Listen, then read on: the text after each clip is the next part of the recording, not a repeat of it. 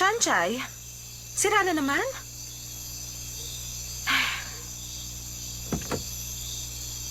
Kailan mo ba papalitan ang bulok ng sasakyan? Araw-araw ganito na lang ang nangyayari sa'yo. Nanlilimahid ka. O ayan, punasan mo. Sige na, huwag ka na mahiya. Oh, siya nga pala. Yari ng Gucci ang bag na yan. Sauli mo na lang sa akin. Kundi dahil sa'yo, nasa Guinness Book of Record na tayo. Lahat ng estudyante, nakakotse at ikaw lang ang nakamotorcycle.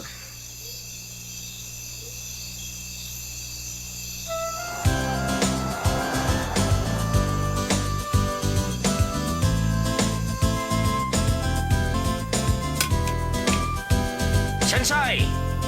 Kumusta? Mabuti naman po, Uncle. Ano? Nasiraan ka na naman? Ganun na nga po. Pero wala po itong anuman. Kaya ko na po itong ayusin. Madali lang po ito. Ah, Heto po ang baon ko. Dinala ko para sa inyo. salamat, Shanchay. Sige po. Palagay ko ikaw lamang ang nakakaalam sa inyong eskwelahan kung ano ang electric fan.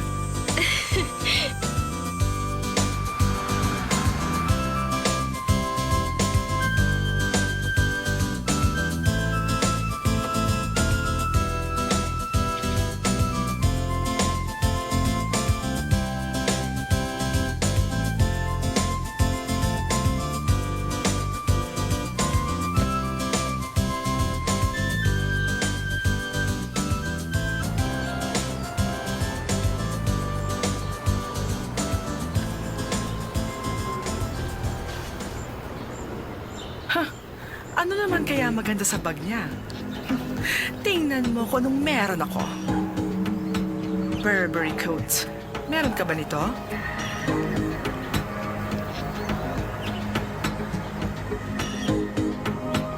Bihira lang ang merong diamond necklace na ganito. Ano? May masasabi ka pa?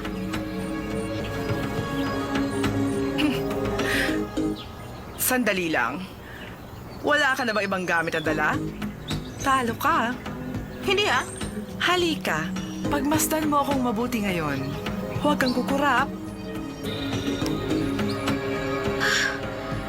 Kinaya mo ba ang ilong ni Julia Roberts? Ang daya mo, hindi mo man lang ako sinama. Limited quantity lang ito. Pinagawa ko sa Beverly Hills. Isa para kay Julia Roberts at isa para sa akin. Kaya naman pala, Ano kaya naman pala? hindi kita makita ng winter vacation. Saan mo ba ako hinanap? Sa Paris. Hindi mo nga ako makikita. Good morning, Lijen. Good morning. Teka, binabasa mo ang original textbook? Kailangan meron tayong research paper sa economics. Pero ang sabi ng professor, ito ang babasahin. Bale, wala naman kung tutusin. Naisip ko lang naman na ang professor na katulad ni Franklin may pagka-stricto. Kaya naisip ko na basahin na rin ang librong to. Pag marami kang nabasa, marami kang may sasagot sa tanong niya. Tapos na ako. Siguradong bagsak na ako. Huwag kang mag-alala, madali lang naman yan. Siguro ganun na nga. Ito lang naman ang pinababasa niya, di ba? Ang totoo nga niyan, ikaw lang naman talaga nag-aaral, karamihan hindi. Pumapasok lang sila para makipagsosyalan. Pag hindi kotse ang pinag-uusapan, payabangan ng bagong bag at kung hindi, syempre mga bagong damit. Alam mo ba si Shenwei? Nagparetoke siya ng ilong. $500,000 ang nagastos. 500,000? Hindi na maganda. Kawawa naman sila, hindi na sila makakapaglaro ng piggy nose. At bakit naman? Kasi pag ginawa nila ito, sasabog ang ilong nila. Shansay, hindi naman siguro. Kung ayaw mong maniwala, bahala ka. Magparetoke ka rin ng ilong.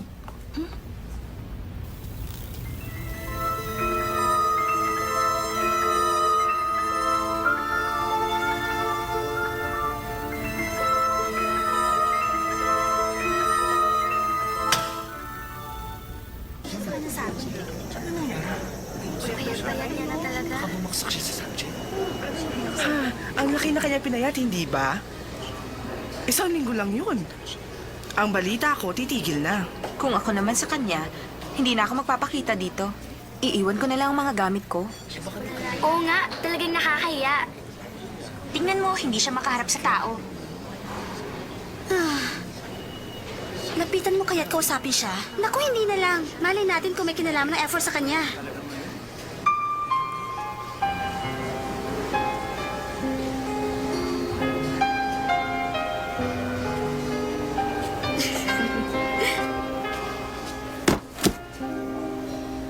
Huwag, Shansai! Kapag tinulungan mo siya, hindi natin alam kung anong gagawin sa atin ng F4. Pero... Alam mo naman na nakabangga ni Ash yung F4 noong nakaraang linggo, kaya napilitan siyang tumigil sa pag-aaral. Gaano ba kagaling ang F4? Sa palagay niyo ba, takot ang lahat ng tao sa inyo?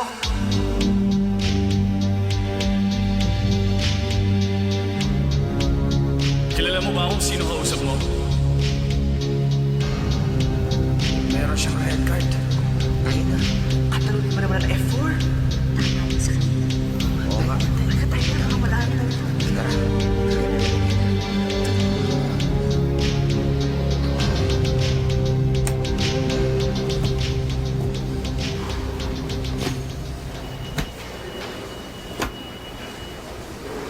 Bakit na naman?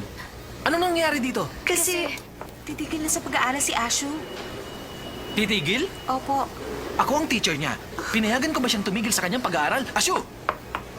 Sir, dahil sa effort kung bakit titigil na siya. Isang kalokohan. Hindi na nawawalan ng black sheep sa eskwelahan. Asyo!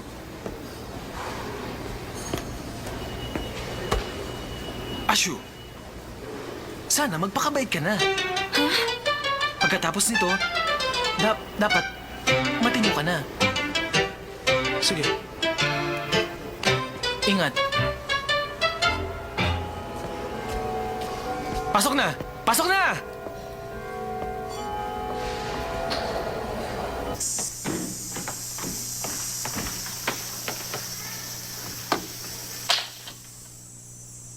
Conscience. Yan ang tinatawag na moral courage. Yan ang pamantayan ng pagkatao. Dito sa bansang China, walang iba kundi si Confucius. Pag-aaralan ng buod ng kanyang ideya. Ang pinakabuod ng ideya ni Confucius ay benevolence. Para matuklasan ang sariling ugali at ganun din ang pag-uugali ng iba. Upang maging prominente. Bakit, Sanchay? May problema ba? Pupunta ako sa CR. Magbabanyo? Meron akong tissue paper.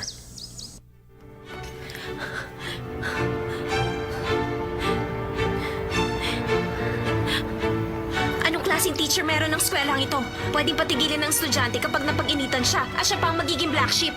At nakuha pang magturo tungkol sa konsensya.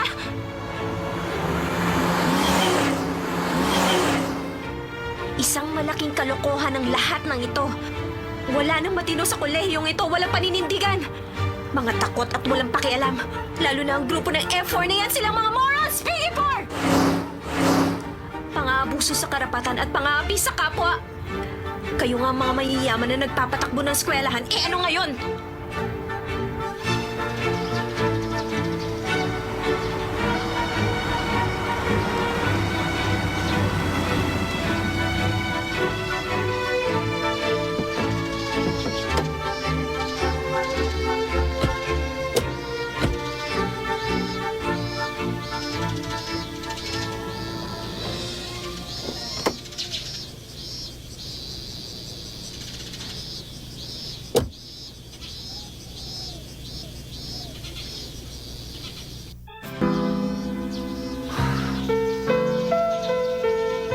Huwag niyo lamang akong aapihin. Hindi ko kayo urungan.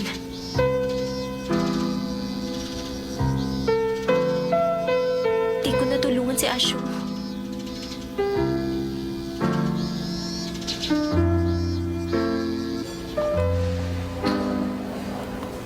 Shansai, may assignment ka na ba sa stat para ngayong hapon? Hindi ako kumuha ng stats sa SEM na ito. Bakit naman? Magtatrabaho kasi ako. Kung ganon, mag-isa na lang pala ako mag-aaral sa stat.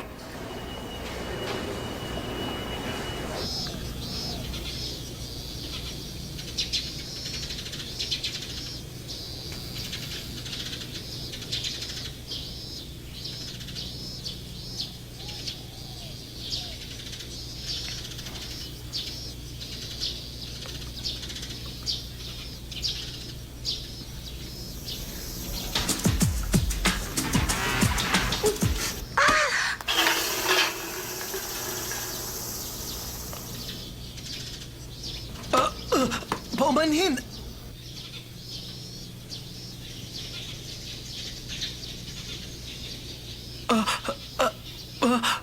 Paumanhin! Pasensya na, hindi ko nakita. Binangga niyo ako. Kapag may nabangga ka bang estudyante, hihingi ba kayo ng paumanhin, sir? Oo. Sir, tinatapakan niyo ako. Naku, paumanhin. Ayaan mo, lilinisin ko ang sapatos niyo. Alam niyo kung may nagagawa ang paumanhin, ano pa ang silbi ng mga alituntunin? Alam ko namang ako talaga ang black sheep sa eskwelahan. Simula bukas, hindi niyo na ako makikita. Sir, ang mabuti pa, Bukas hindi na ako makikita! Aray!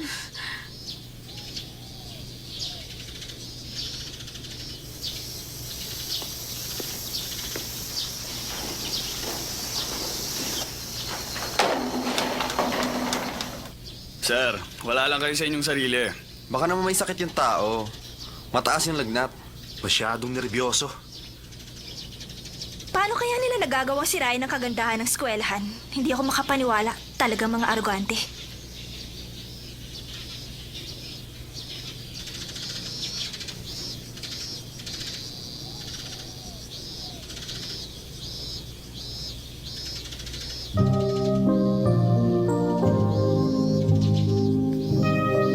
Ray, anong ginagawa mo?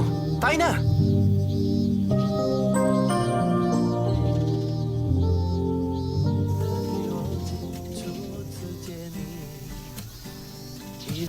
Sumusobra na talagang F4 na yan. Totoo sinabi mo, lalo na yung leader ng F4 na yan na bumastos sa professor namin. Talaga nakakainis. Sana makita mo ang kanilang kabastusan. Gusto ko talagang makita ang mga F4 na yan. Xiaoyu, tumigil ka nga dyan. Ano ba? Mas marami pa nga ang halangang kaluluwa kaysa sa kanila. Oo na, sabihin na natin gano'n na nga. Pero sa school namin, parang bilangguan, impyerno. Dahil pinamumunuan ng 4 na pamilya, tinuturuan para pumalit sa kanilang posisyon. At upang magawa ang anumang gusto nilang gawin. At walang pwedeng makapigil sa kanila. Tigilan na nga natin ang usapang ito. Magkwento ka pa. Sige na naman, Shanchay. Ayoko na. Sige na. Ayaw. Sige na. Ayoko na nga. Sige na nga, sabihin mo na lang kung bakit F4 ang tawag sa kanila. Ha, hindi ka maniniwala, pero nakakatawa. Ang F4 ay para sa flower 4. Nakakaya, di ba? Ibig sabihin, 4 silang mga gwapong bulaklak. At mga milyonaryo.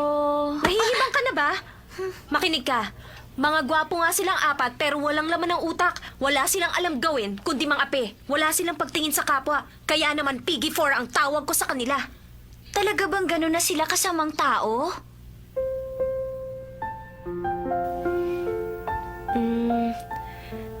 Merong isang kakaibang ugali sa kanilang 4. Mabuti na lang may naiba sa kanila. Uy, Shanchay, sa palagay ko interesado ka sa isa sa kanila. Tama ba? Hoy, wala pa yan sa aking isipan. Nakapagpasya na ako. Sa loob ng 4 na taon, dapat utak mo nang gagamitin. Maging maingat. Pag walang kinalaman sa akin, hindi ko muna papansinin. Kakaiba ako sa kanila. Kung di lang dahil kay Mama, hindi ako papasok sa eskwelahan yun. Shanchay, malaki ang ipinagbago mo nung mag-aral ka sa Yingde. Natatandaan mo ba nung high school pa tayo? Yung matabang lalaki nang bastos sa akin? Nakalimutan ko na ang pangalan niya. Tinuruan mo siya ng leksyon at sa palagay ko, natuto naman siya. Hindi na nga siya bumalik at wala na nang babastos sa akin simula nang gawin mo yon. Natakot na silang lumapit sa akin. Hindi ko alam pero malaki ang ipinagbago mo. Hindi na ikaw ang dating si Shanchay.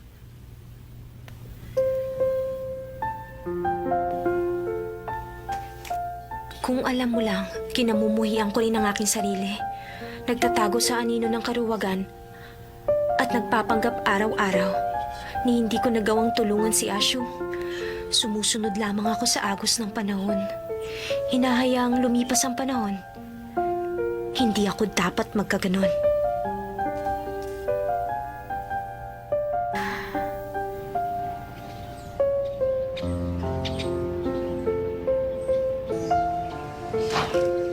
Ma, nandito na po ako. Shanchay! Napansin mo ba? Ha? Nagpakulay kayo ng buhok? Halata naman pala. Ako lang ang nagkulay nito. $260 lang ang gastos ko. Para kayong foreigner. Aba, mabuti naman. Pero mas mabuti kung foreigner ang magiging boyfriend mo. May kakilala ka ba sa school ninyo, anak? Ma, pumapasok ako hindi para maghanap ng lalaki. Hindi mga lalaki. Pag-aaral, oo. Dapat nang mag-aral kang mabuti. Pero napakamahal lang yung tuition fee. Dapat may makilala kang mayaman para hindi naman nakakahiya. Ma, lagi na lang kayong ganyan. Mahirap lang po tayo, pero ang gusto nyo, ipasok ako sa exclusive school. Dad, nandyan na naman kayo. Oras na ng pagkain. Hayaan mo na siya. Mas mabuti pa sanang nasa normal college na lang ako kesa sa Yingti. May mga topa ka mga tao doon. Hindi sila nag-aaral. Lagi na lang nasa isip Louis Vuitton, Prada, Chanel. Eh tayo, kukonti lang naman ang pera natin. Di ako bagay sa kanila, no? Ma, pwede bang tumigil na ako sa pag-aaral para wala ka nang binabayaran tuition fee? Nahihibang ka ba? Para sa magandang kinabukasan mo ang iniisip ko. Gusto kong maging mayaman ka pagdating ng panahon. Makasama mo kami na tinitingala sa lipunan. Na para bang isang celebrity. Kaya kita ginagastusan. Sa abot ng lahat ng aking makakaya. Namumulesta na nga ako ng ibang tao para lamang makapasok ka sa kolehiyong yan. Tapos sasabihin mong titigil ka na sa pag-aaral? Sinisira mo ang magandang pangarap ko. Para sa buhay natin. Ano nangyayari sa inyo? Dad, ang gamot! Pangarap. Honey! Ano nangyayari sa'yo? Ito, Inel. Okay ka na ba? Ha? Ano na? Gusto mong sirain ang magandang kinabukasan. Oh, sige. Sige, Tama na yan. Kumain na tayo. Maupo ka na. kumain na tayo. Sige, Gutom na ako. tumigil ka nga dyan. Ano ka ba naman? 4 na mangkok na nga ang nakain mo. Wala na makakain ang anak mo. Pero nagugutom pa ako. Gutom ka ba? Pero hindi pa nga kami kumakain. Inubos mo na nga lahat ng ulam. Hindi ka man lang nagtira. Kasalanan mo ang lahat ng ito. 20 taon ka na sa trabaho mo. Walang asenso. Honey, ano ba? Boy pa si Sanchay. Tumigil ka nga dyan. Bakit si Mr. Wang na kapitbahay? Naging assistant manager na. Kaya lang na-demote nga lang ng 2 beses. Pero ang mahalaga, na-promote naman siya. Pero ikaw, empleyado ka pa rin hanggang ngayon. Honey, ganito. Makinig ka. Anong halaga ng promotion kung madedemote ka naman? Ako, pareho pa rin. Tulad ng dati sa mahabang panahon, isang empleyado. Pero dapat may pagbabago sa ating buhay. Sanchay, alam mo ba, nung bata pa ang daddy mo, pangarap niyang maging isang host. Tama.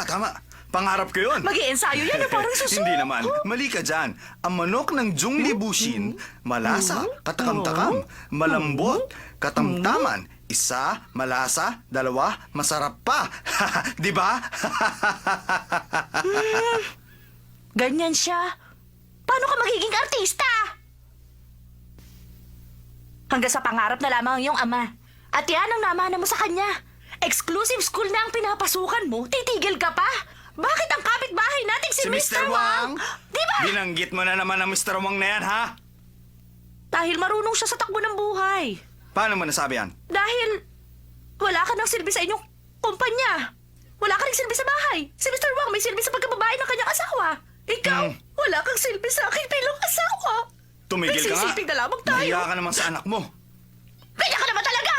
Aminin mo, wala ka ng silbi! Ginagawa ko naman ng tungkulin ko bilang isang ama. Anong tungkulin? Wala ka ng silbi! Ito ang tandaan mo.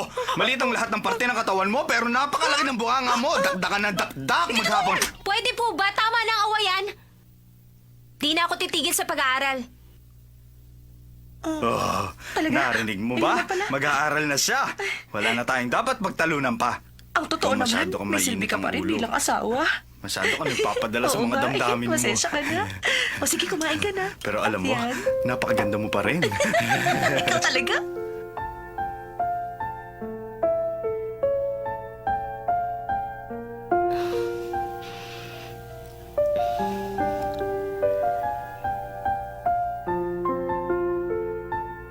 Nahihiya ako sa sarili ko.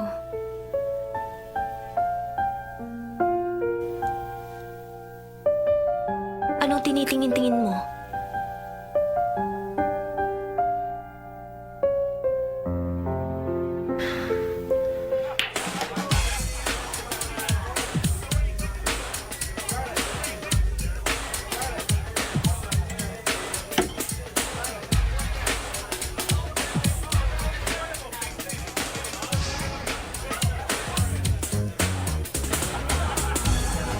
Sa totoo lang, ayoko naman maging ganito.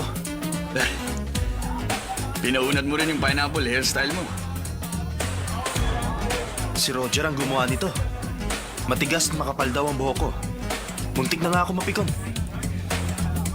Bakit di ka mag-isip ng bagong hairstyle? Hinihingi ko bang opinion mo? Hey, Lay! Ano masasabi mo?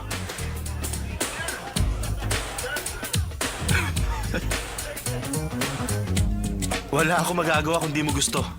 Ang sabi kasi ni Roger, kahit 8 oras na unatin ang buhok ko, wala rin mangyayari. Masaya ka naman sa 8 oras.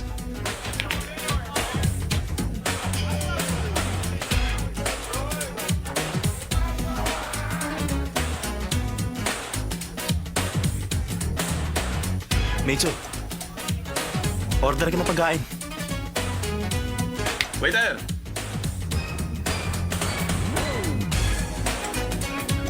Isang musdak foie gras. Ano po? Musdak foie gras. Wala po kami noon, sir. Meron ba kayong mabibigay na old wine? Old wine? Wala rin po kami. Narito po kami, no. Teka sandali. Bakit pa tayo naririto? Wala naman pala laman ng bar niyo. Si Shimen. Narito yung bago niyang girlfriend. Hi.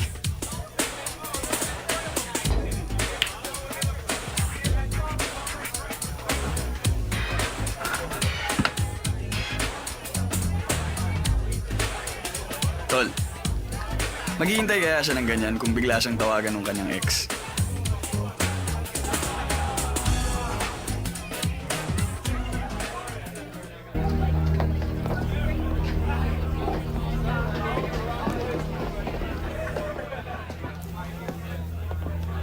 Anong ginagawa mo rito?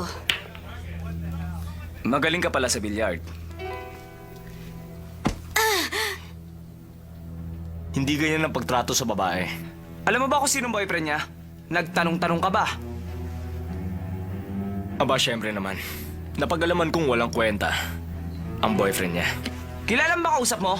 Akong kilalanin mo! Hoy! Oh, ako naman ang harapin mo.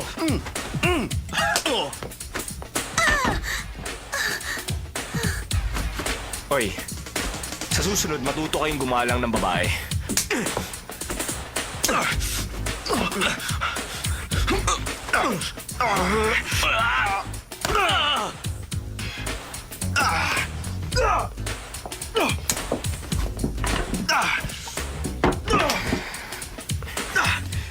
Tatawagan kita bukas.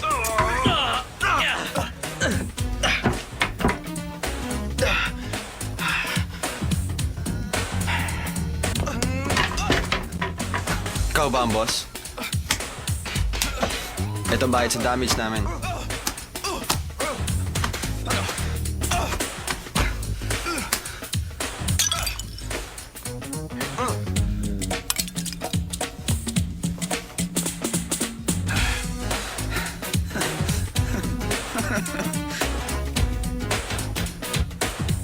Sisi.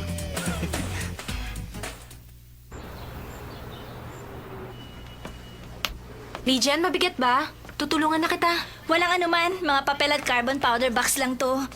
Para kasi nabibigatan ako dyan sa dala mo eh. Shanchay, gusto mo bang sumama sa... Ha? Kumapit ka lang. Sa likuran mo. Bakit ba? Anong sinisigaw mo dyan? Paumanhin, hindi ko sinasadya. Bakit ba lagi na lang silang humihingi ng paumanhin? Paul Smith? Patawarin niyo na ako. Pag may lusot ang paumanhin, di na kailangan ng parak. Hayaan mo, pupunasan ko. Umalis ka nga dyan!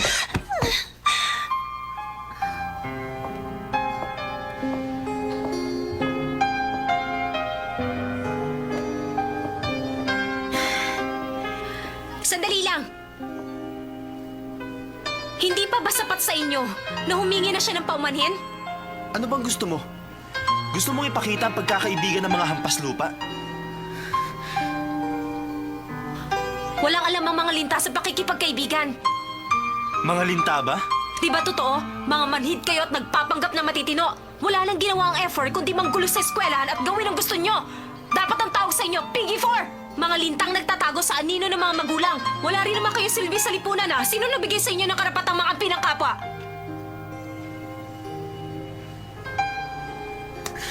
Matapang ka.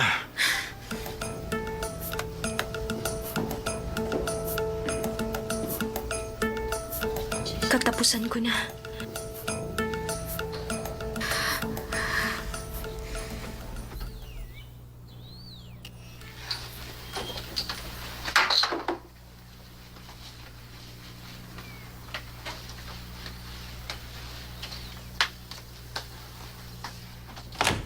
Sunshine, nariyan ka na pala. Opo, ma. Anong problema? Wala po, ma. Ma, paano kung hindi na ako pumasok? Anong gagawin mo? Honey. Honey. Ma, tama ng pag-arte. Nagbibiro lang po ako. Yun ang anak mo, maaasahan. At may paninindigan sa Walang palang buhay. anak natin. Iniisip ko lang naman ang kanyang kapakanan. Hindi naman ako nagkulang ng panalangin. Ang gusto ko lang naman, mabuhay ng simple, matiwasay. Hindi ko kailangan ng karangyaan, pero ngayon wala na ang aking mga pangarap.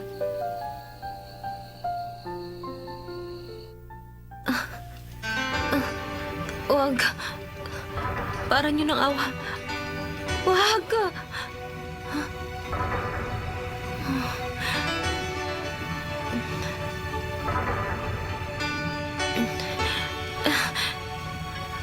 Layuan mo ako. Para niyo ng awa, huwag niyo ipapakita sa akin ang red card ng F4. Huwag po. Ha? Walang red card? Paano yun nangyari?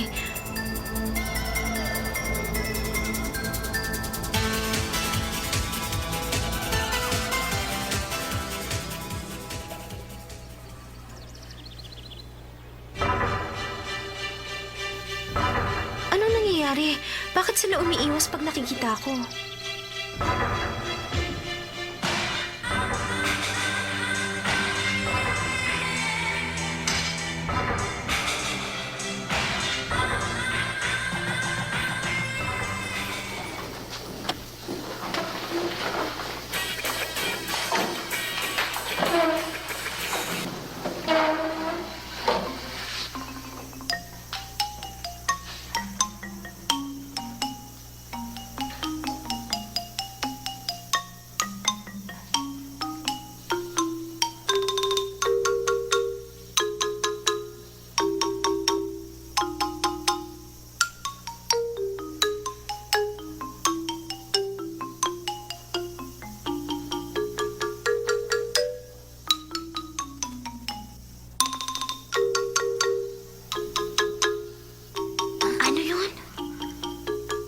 Palagay ko lagot na siya ngayon.